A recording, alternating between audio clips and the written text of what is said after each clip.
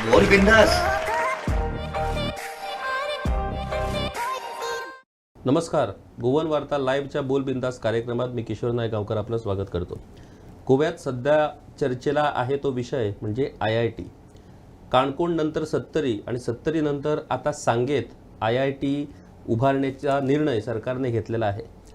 काणकोण सत्तरीत रद्द झाल्यानंतर आता सांगेतही IITला विरोध व्हायला सुरुवात झालेली आहे. एकीकडे सांगेचे आमदार सुभाष फळदेसाई आणि समाज कल्याण मंत्री सुभाष फळदेसाई यांनी IITच्या समर्थनार्थ ठोस भूमिका घेतली असताना आता कुठेतरी विरोधाचा आवाज वाढताना आपल्याला दिसतोय.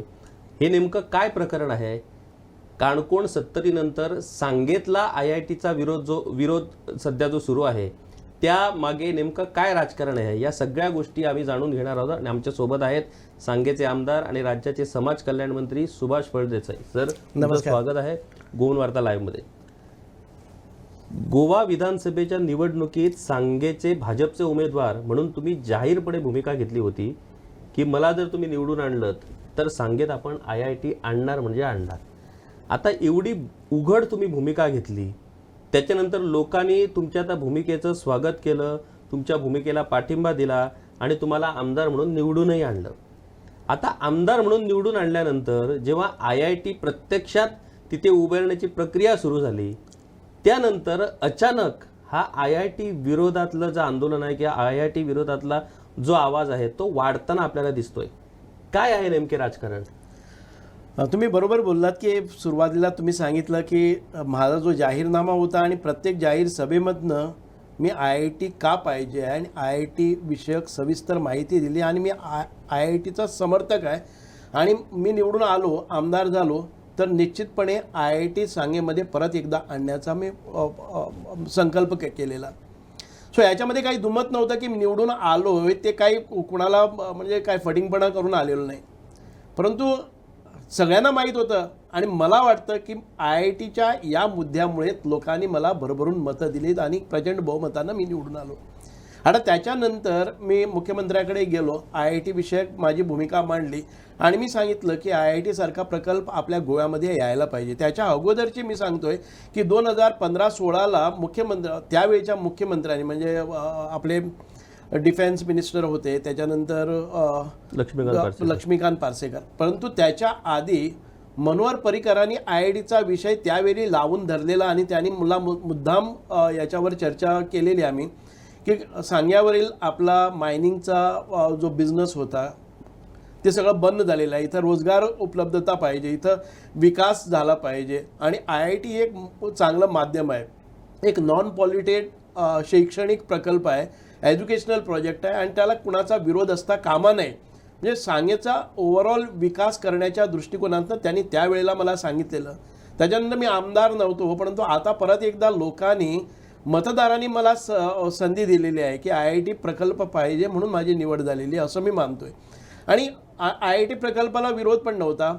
मी सुरुवातीलाच IIT प्रकल्पाविषयी काही निर्णय घेण्या अगोदर मी जाहीरपणे असंच कुणाला बोलवून वगैरे नाही, मी जाहीरपणे व्हॉट्सॲपवर मेसेज टाकले की ज्या ज्या लोकांना IIT विषयी आपल्या त्या संदर्भात माहिती पाहिजे असेल किंवा तुम्हाला तुमचा मुद्दा मांडायचा आहे तर तुम्ही एके ठिकाणी जमा. साधारणतः 1,500 लोकांचा जमाव त्यावेळी आला आणि त्यावेळेला मी त्या अगोदर मी काय केलं की जे लोक म्हणत होते की आमचा IITला विरोध आहे, आमची शेती आहे, मी त्यांना पण बोलवून घेतलं. स्पेशल खास बैठक त्यांची लावली, म्हणजे जाहीरपणे बोलण्याच्या अगोदर त्यांना विश्वासात घेतलं की IIT आधी जो IITसाठी जागेची निवड केलेली ती आम्ही काही जमीन जी प्रायव्हेट होती, जी खाजगी शेती जमीन होती, त्याला आम्ही त्या प्रकल्पातून काढलेला आहे.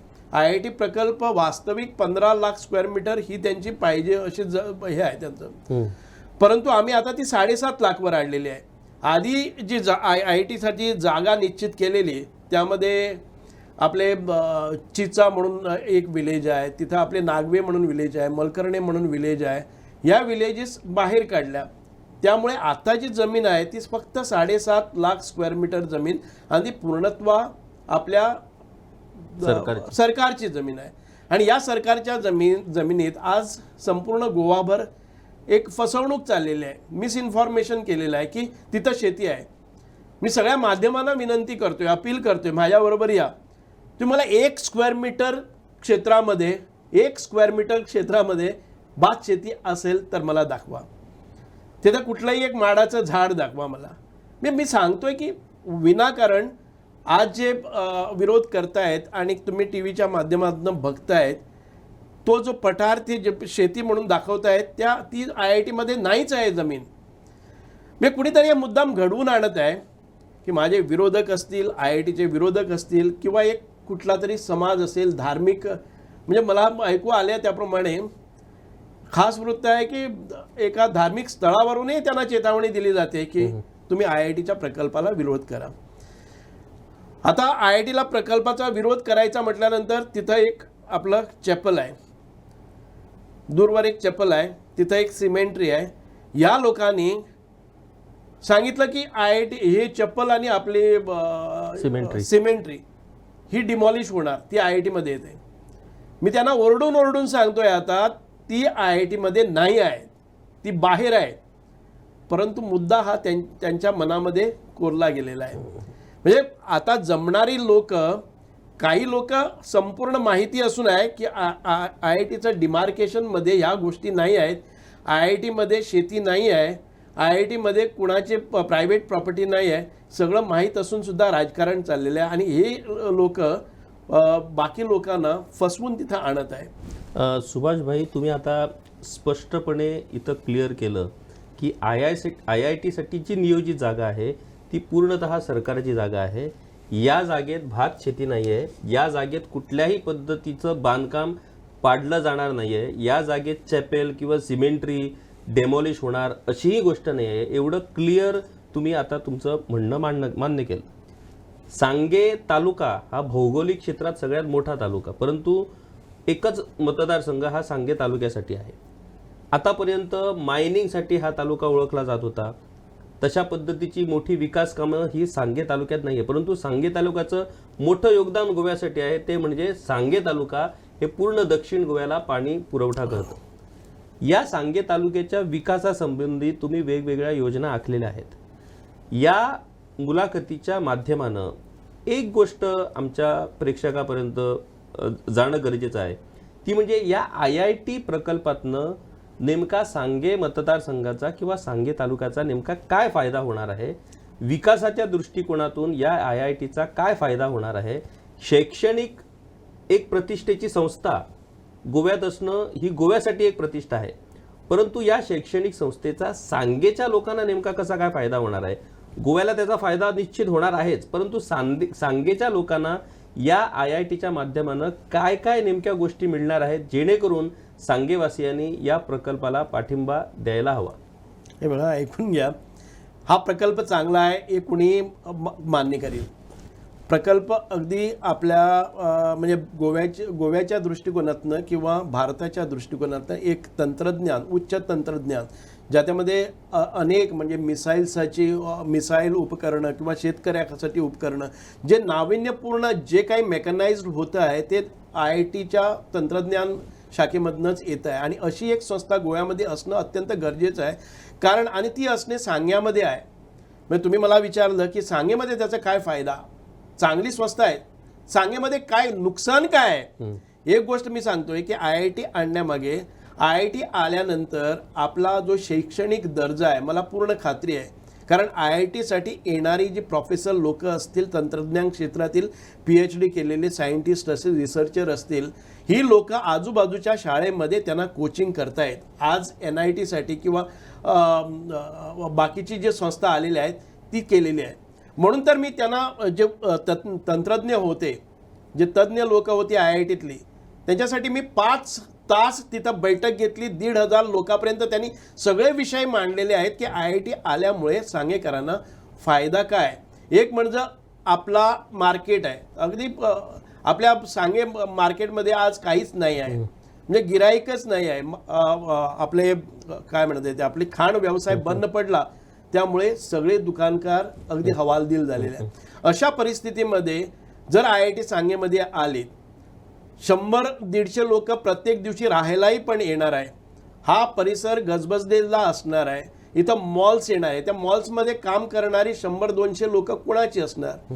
IIT साठी आपण 7.5 लाख स्क्वेअर मीटर जमीन घेतोय. फक्त 1 लाख स्क्वेअर मीटर जमीन साधारणतः मला वाटतंय की ती वापरासाठी म्हणजे कॅम्पससाठी असणार आहे. बाकी जागा ही अगदी ग्रीनरी म्हणजे हिरवीगार राहण्यासाठी. आज आपण बघतोय एक बॉटनिकल गार्डन आहे सांगेमध्ये. त्या बॉटनिकल गार्डन मध्ये 400 कामगार काम करीत आहेत ते मेंटेन करण्यासाठी. असली 5-6 गार्डन्स इथं होणार आहेत आणि त्यामुळे तुम्ही अंदाज लावा की किती लोक आपले म्हणजे जे लोअर स्टॅटाची असतील, अर्धशिक्षित असतील, या लोकांना एक नोकरीचा व्यवसाय नोकरी तिथं मिळणार आहे. ह्या IIT प्रकल्पासाठी साधारणतः आजच्या प्रकारे 2000 कोटी इन्व्हेस्टमेंट आहे. हा इन्व्हेस्टमेंट तिथं कंपाऊंड म्हणा, बिल्डिंग म्हणा, काहीतरी चिरे म्हणा किंवा रेती म्हणा, काय हा सगळा व्यवसाय काही दिल्लीवरून येणार नाही, UP वरून येणार नाही. हा इथल्या लोकांचाच फायदा आहे. कारण मायनिंग बंद आहे, ट्रक बंद आहे, हा व्यवसाय चालू आहे. ह्या व्यवसायामुळे काही सगळ्यांनाच हा धंदा मिळणार आहे. दुसरी गोष्ट आहे, IIT इथं आल्यानंतर तुम्ही म्हणतायत की IIT इथं IIT कुठं आहेत? माझ्या लक्षात आलंय यावेळेला मी स्टॅटिस्टिक्स पाहिलेली आहे. 22 लोक गोव्यामधनं IITच्या विविध संस्थांमध्ये त्यांनी या वर्षी ऍडमिशन घेतलेलं आहे. बघा, इथं कोचिंगची व्यवस्था नाही आहे, इथं कसल्याच प्रकारच्या IIT विषयी आपल्याला कोणी कोचिंग करत नाही, तरी सुद्धा आज 22 मुलं एका वर्षात क्वालिफाय होतात IIT मध्ये आणि ती विखुरलेली आहेत.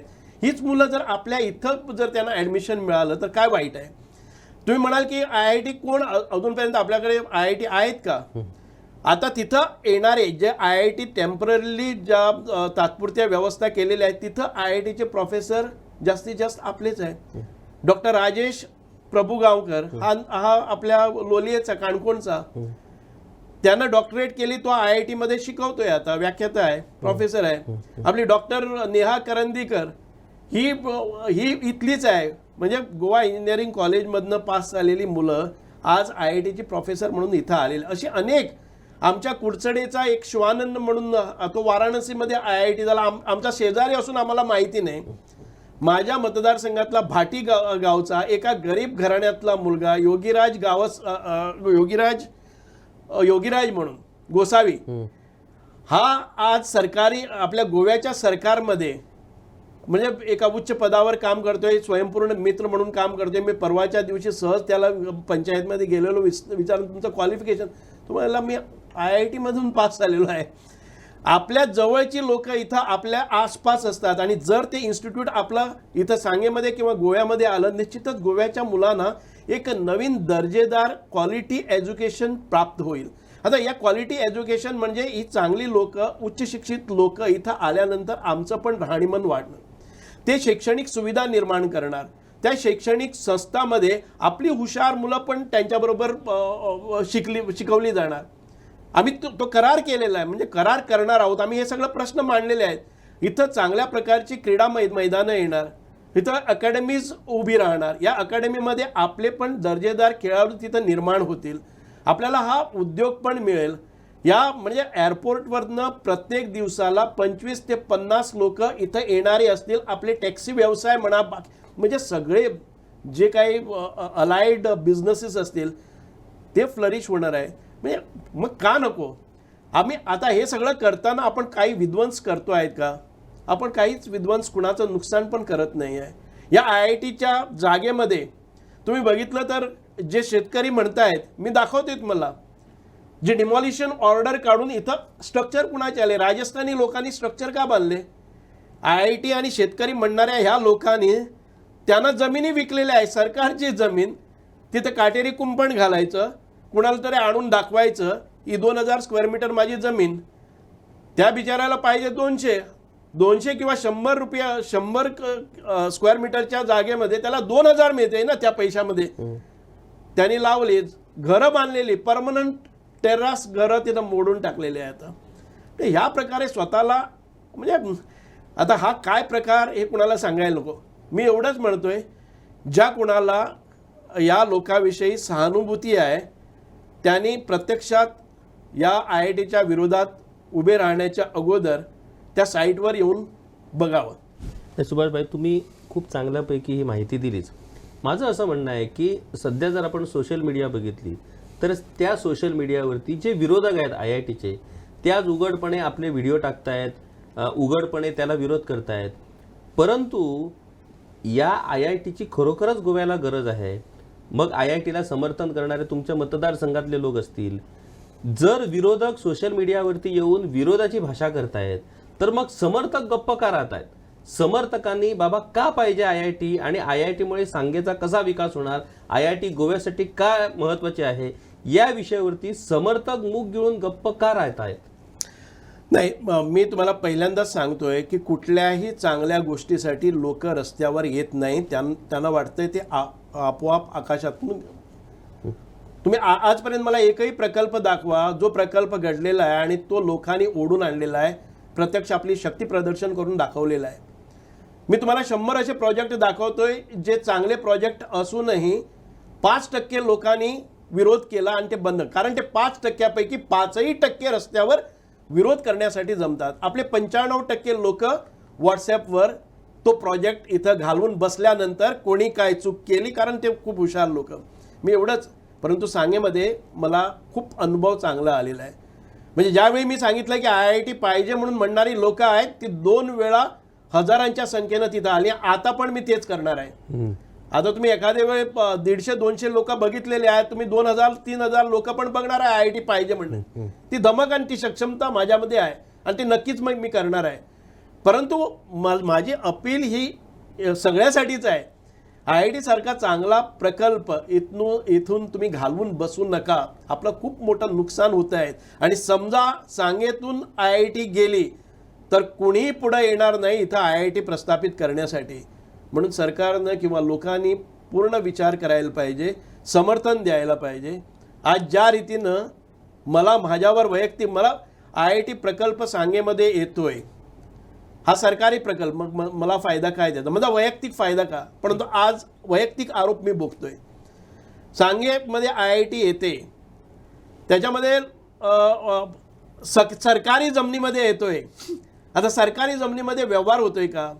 इथं 5 पैशाचा कुठलाच व्यवहार नसताना IIT इथं, मला पूर्ण खात्री आहे की जी IIT मध्ये पोटेन्शियल आहे, जी कॅपॅसिटी आहे, जो सस्टेनेबिलिटी आपल्या लोकांना सामावून घेण्याची जबरदस्त ताकद आहे, ती मला माहिती आहे.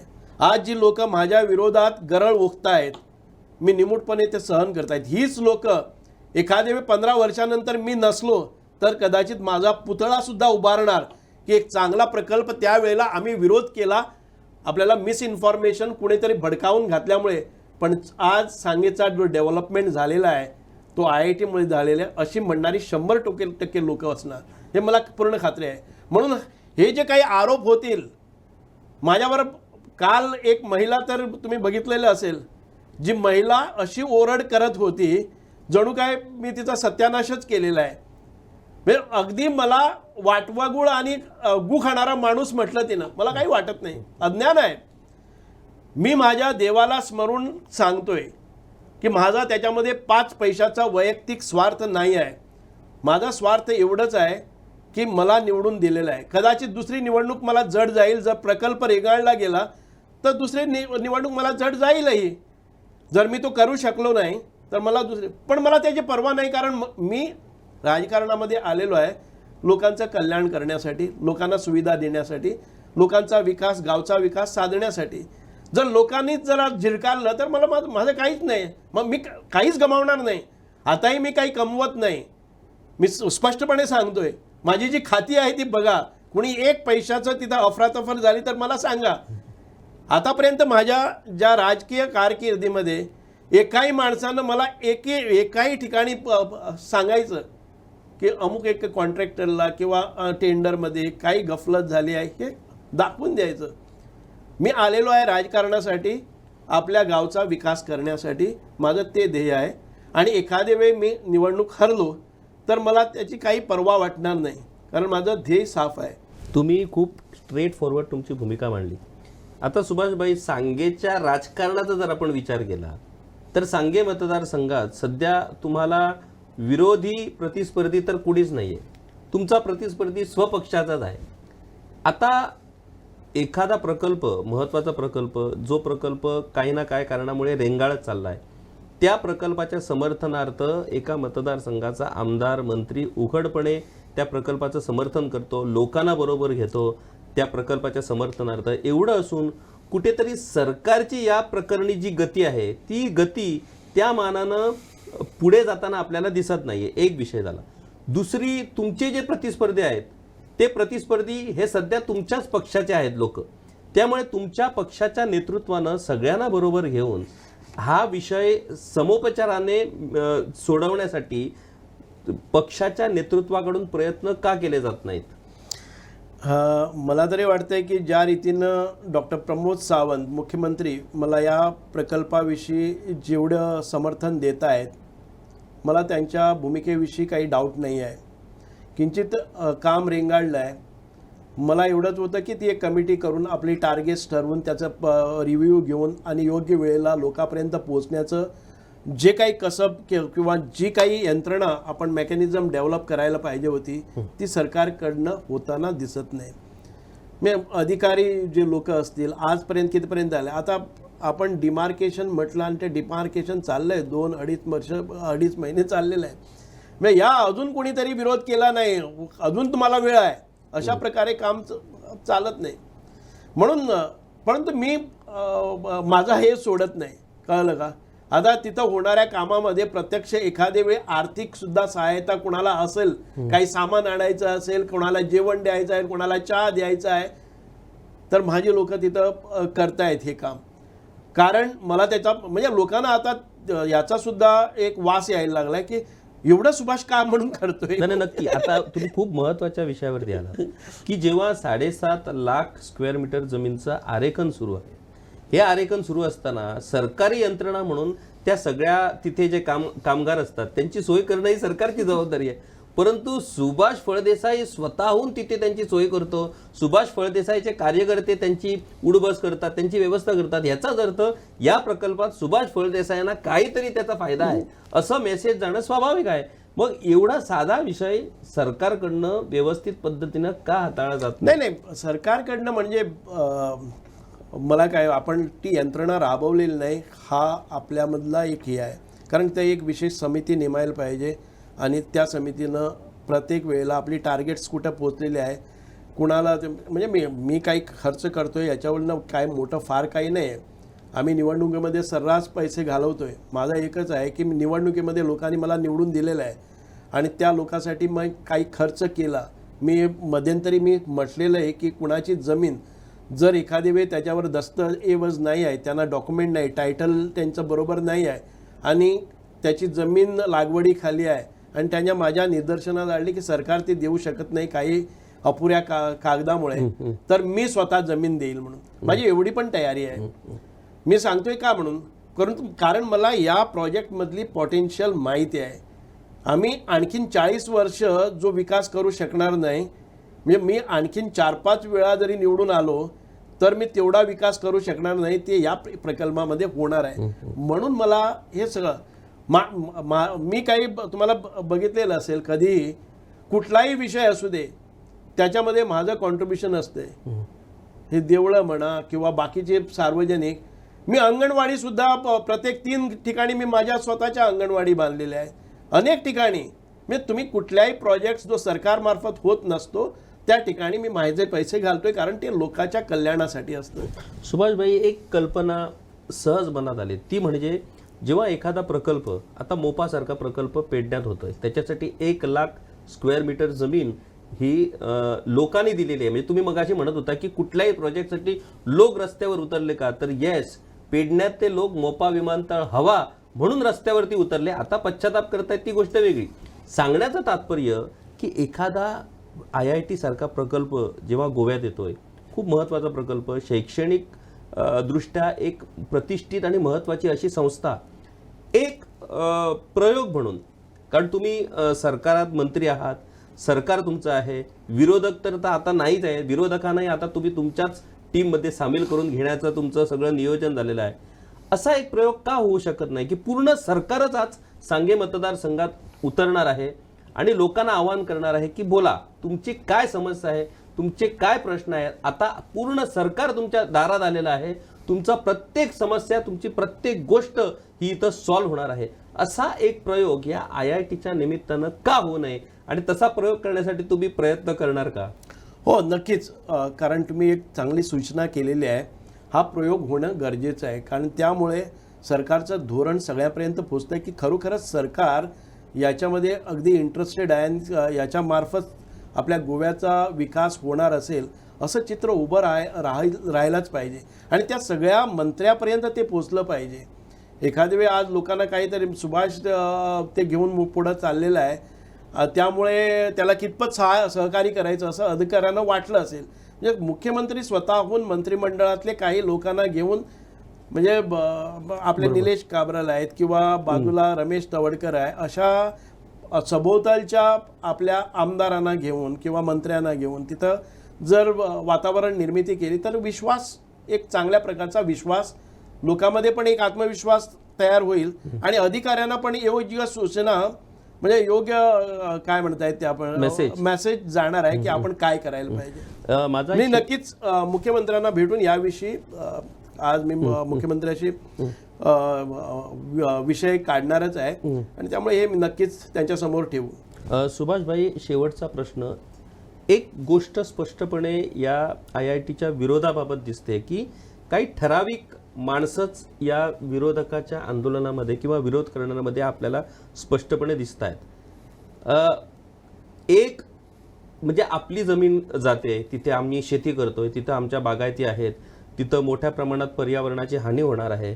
आता डबल ट्रॅक म्हणा किंवा कोल पॉल्युशन म्हणा, याच्यासाठी विरोध जो होतोय त्याच्यासाठी कारणं तशी आहेत, पर्यावरणाशी संबंधित कारणं आहेत. इथं हा ग्रीन प्रोजेक्ट अशा पद्धतीचा हा प्रोजेक्ट आहे. परंतु जर विरोधकांकडे जर आपण बघितलं तर काही विशिष्ट लोकांना पुढे करून कुणीतरी ही चाल खेळत असल्याचं आपल्याला स्पष्टपणे दिसतंय. या बाबतीत तुम्ही आता उघडपणे स्ट्रेट फॉरवर्ड तुम्ही सगळी माहिती दिली आणि तुम्ही जाहीर आव्हानही केलंय की जो कुणी त्या ठिकाणी जर स्पष्ट करेल की बाबा अमुक शेत जमीन तिथे जाते किंवा अमुक बांधकाम तिथं पाडलं जाणार आहे, तर आपण त्या संदर्भात स्पष्टीकरण देण्यास तयार आहे. हे जे नियोजित पद्धतीनं जो विरोधाचं जे प्रकरण सध्या सुरू आहे त्याला काउंटर करण्यासाठी तुमची रणनीती काय असणार आहे, एक झाला विषय. दुसरी गोष्ट, काणकोणमध्ये जेव्हा सुरुवातीला IIT होणार होता तिथे विरोध झाला, सरकारनं नमते घेतलं, लोकांचा विजय झाला. 70रीत IIT होणार होता, 70रीचे आमदारही त्याचं समर्थन करत होते, लोकांनी प्रचंड विरोध केला, आमदारानं तिथं हार मानली, तिथे विरोध झाला. आता त्याच्यामुळे लोकांना प्रचंड बळकटी मिळाली आहे की जर काणकोणवासीय करू शकतात, जर 70रीवासीय करू शकतात, तर सांगेवासीय का करू शकत नाहीत. ही जी मेंटॅलिटी आहे त्या मेंटॅलिटीजमुळेच आज त्या विरोधाला कुठेतरी ताकद मिळते आहे. या ताकदीला नमवून हा प्रकल्प सांगेत उभारण्यासाठी एक रणनीती तुमची शेवटची काय असेल? मी तसा रणनीतीकार नाही आहे. माझं आलेल्या प्रसंगी तोंड देण्याचं एवढंच, I am a very positive person. जी कुठली संकट आहेत ती संकट अर्ध्यावर सोडून मी पळणारा माणूस नाही आहे. जे काही समोर येईल, whatever challenge that I have to face, I will face. I know after every challenge there is a opportunity. मी त्या ऑपॉर्च्युनिटीच्या शोधात आहे. ऑपॉर्च्युनिटी म्हणजे हा प्रकल्प तिथं राबवण्याविषयी. So I will face all the challenges. विशेष रणनीती माझ्याकडे ते जमत नाही, कारण मी कुठं नीतिकार नाही आहे किंवा राजकारणामध्ये डावपेचही मला समजत नाही. मी एक स्ट्रेट फॉरवर्ड माणूस आहे. मला जे काही चांगलं दिसलं मी तोंडावर सांगणार, जे काही वाईट दिसलं ते तोंडावर सांगणार, परंतु ते सांगितल्यानंतर मी विसरून जाणार. ही माझी एक म्हणजे वाटचाल अशीच झालेली आहे. त्यामुळे मी स्ट्रेट फॉरवर्ड असल्यामुळे काही लोकांना ती मी ॲरोगंट वाटतोय, काही लोकांना मी नोटोरियस वाटतोय, पण मी साधा माणूस आहे. मला कोणाला कुठलं ते लुबाडण्याचं ते जमत नाही. माझा त्याच्यामध्ये काय फायदा आहे ते मी बघत नाही. कुणीही सांगावं, कुठलाही प्रोजेक्ट मी घ्या. अनेक वेळा मी तुम्हाला एक आठवण म्हणून सांगतोय की ज्या वेळेला रिवणा पंचायतमध्ये एक आपलं एक मिरेकल्स आपला फातिमा हायस्कूल म्हणून आहे, एक मिशनरी स्कूल आहे आणि त्याच्या शेजारी त्याच मिशनरीची काही मुलं त्यांनी अडॉप्ट केलेली जी HIV पॉझिटिव्ह पेरेंट्स होती, त्यांची मुलं होती आणि त्यांना वाढवली, त्यांना योग्य रीती त्यांनी हे केलं. पण ती 5वीला ज्यावेळी त्यांना एज्युकेशन पाहिजे होते त्या स्कूलामध्ये गेली, ती सगळा गाव त्यांच्या विरोधात आला की ही HIV पेरेंट्सची. वास्तविक ती जी मुलं होती ती HIV टेस्टेड निगेटिव्ह होती, पेरेंट्स होती म्हणून ती नव्हती. तरी सुद्धा ती ऑर्फन झालेली आहे. त्या मुलांना शिक्षण देणं हे आपलं कर्तव्य होतं. त्यावेळेला 100% बाकी पालकांनी तिथं विरोध केला की या शाळेमध्ये त्यांना ॲडमिशन नको आहे. मला माहीत होतं की माझी वोट बँक आहे ती सरळ सरळ माझ्या विरोधात आहे. मी म्हटलं नाही, we cannot make any discrimination. त्यांना स्टिग्मा लावता कामा नये. त्यांना they have a right for education. मी सरळ तिथं 15 दिवस तिथं उभा राहून मी कार्य केलं. त्यावेळेला ती म्हणायला लागली की तुमची मुलगी आहे ती मडगावला एक चांगल्या दर्जेदार स्कूलमध्ये जाते आणि आमच्या मुलापाशी तुम्ही एड्स पेरेंट्सची मुलं बसवता का? त्यामुळे मी सरळ माझं ॲडमिशन विद्या विकास मंडळ म्हणून काढून माझ्या मुलीला तिथं आणलं. म्हटलं की एड्सची पेरेंट्स त्यांच्या म्हणजे त्यांच्या बाकावर त्यांच्या शेजारी बसवा. एवढी हिंमत मी केलेली आहे. दुसऱ्या निवडणुकीमध्ये या पंचायतीमध्ये मला 700-800 मतं जे आधी बसले तोच फटका बसला. मी अवघ्या काही मतांनी, परंतु मी माघार घेतली नाही शेवटपर्यंत. मग त्या मिशनरी स्कूलनं माघार घेतली आणि त्यांना काढून टाकला, हा विषय वेगळा होता. परंतु मी सोडली नाही. मी इथपर्यंत जातोय. मला माहीत आहे की मला माझं हे अर्ध्यावर असणार, कदाचित ते अर्ध्यावर असणार. मला त्याची पर्वा नाही आहे, कारण लोकांनी मला निवडून दिले ते चांगल्या कामासाठी आणि माझ्या परिणामी ते चांगलं काम करणार आहे. नाही, तुमच्या सुभाष फळदेसाई यांना गोयकार परिचित आहे, तर तुमची स्ट्रेट फॉरवर्ड भूमिका आणि तुमची आक्रमकता ही सगळ्यांना परिचित आहेत. सुभाषभाई, या मुलाखतीच्या शेवटी काय आव्हान करणार या घटकेला, या विरोधकांना? एक नम्र आव्हान, कारण कसं आहे की अज्ञानामुळे कधी कधी माणूस भरकटत जातो. परंतु या मुलाखतीच्या या शेवटच्या निमित्तानं या विरोधकांना जे विरोध करतायत, चुकीची माहिती घेऊन विरोध करतायत, काही गैरसमजुतीने विरोध करतायत, त्यांना तुम्ही काय आवाहन करणार? मी अगदी नम्रपणे माझ्या सगळ्या जे विरोधक आहेत त्यांना नम्रपणे सांगू इच्छितोय, जरा या प्रकल्पाचा अभ्यास करा, कुणाचा तरी गायडन्स घ्या आणि जो तुम्ही मिसइन्फॉर्मेशनमध्ये म्हणजे जो कोणी तुम्हाला कानात घालतोय ते न ऐकता त्याचा सविस्तर आढावा घ्या. जमिनी कुठल्या आहे, डिमार्केशन झालेलं आहे, त्या डिमार्केशनमध्ये माझ्यासोबत या, मी तुम्हाला फिरून दाखवतोय. त्यावेळेला मला दाखवा की माझी शेती आहे ती वाया जाणार आहे, हे माझे पेपर्स आहेत, इथं माझी शेती आहे, इथं हे भात शेती आहे, इथं ही काजू लागवड आहे, इथं हे भाट आहे, माड आहे, हे सगळं दाखवा ना मला.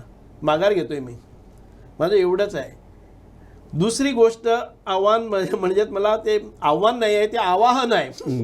बरोबर.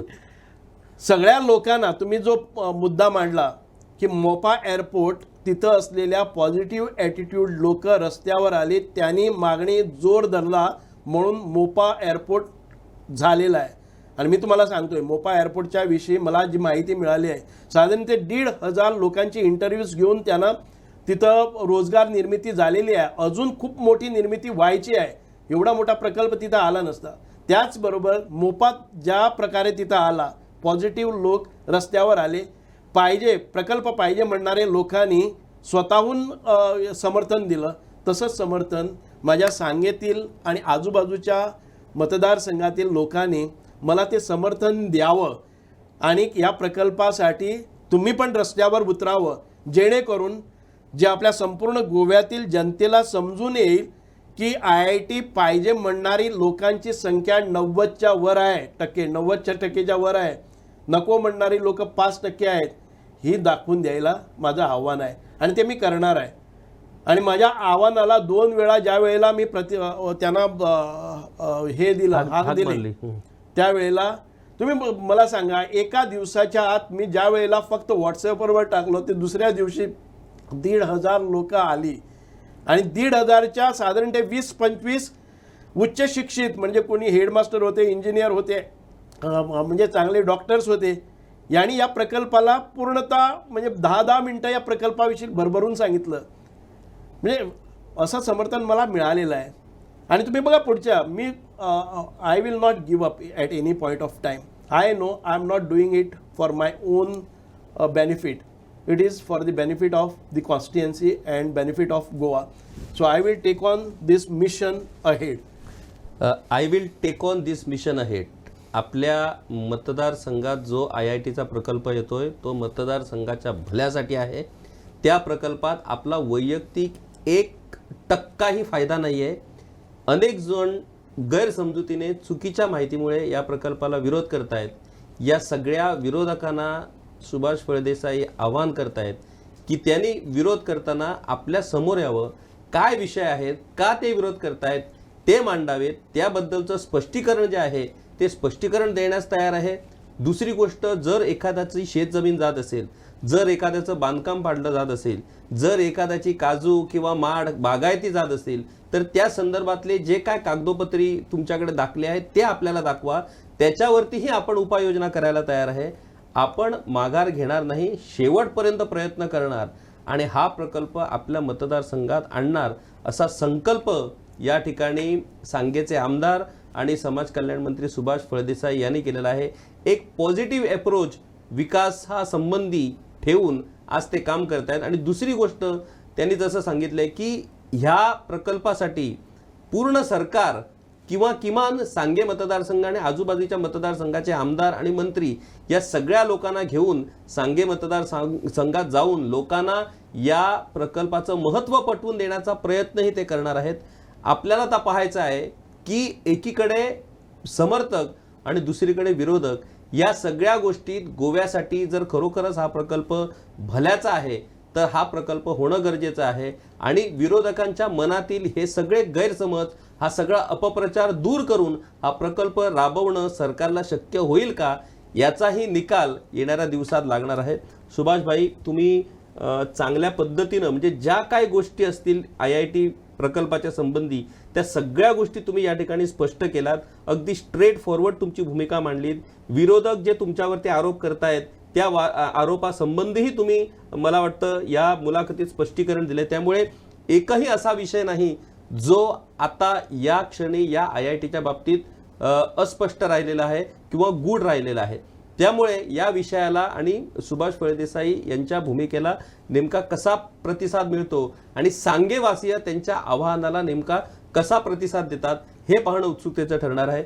सर, तुम्ही इथं आलात आणि या विषयावरती आमच्याबरोबर चर्चा केलीत आणि हा विषय संपूर्ण गोयकरांना समजून देण्यात मदत केली त्याबद्दल तुमचे खूप खूप धन्यवाद.